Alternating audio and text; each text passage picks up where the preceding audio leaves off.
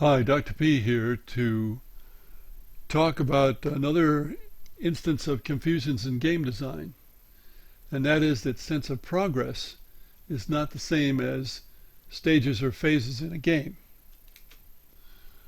The sense of progression usually implies an upward path, as in games where all players are individually building something, solving a complex puzzle in many cases. Stages or phases imply that a change happens in how the game works and what the players are thinking about. But that change need not be progress in the sense of what I've just called sense of progression. Chess has stages, but everything is downhill in the sense that you lose more and more pieces as the game goes on.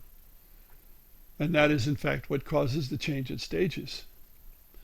You can have both a sense of progression and phases or stages, but sometimes you have one or the other.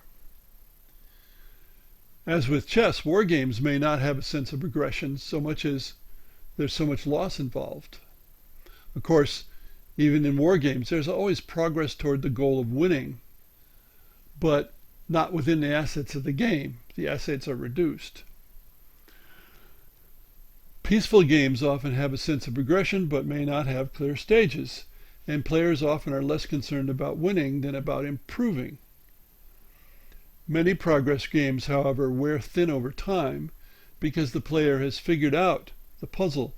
They know how to improve very well, and so there's no challenge left, no interest left. Now, why stages? Stages are good pacing. Pacing is good in stories to contrast high points with low. If everything is a high point, everything is really good, it can become tedious, a kind of dull normal. Now, one way that video games, for example, counteract that is to have ludicrous highs. In, for example, something like Diablo 3, where you defeat a monster and it drops huge amounts of loot. And there are many clone games like that as well. So you're always getting vast amounts of treasure, but even that's going to be tedious to some gamers. Pacing is the enemy of routine, and you don't want routine in a game. You want surprises in a game. You want things to happen differently in a game. You don't want routine.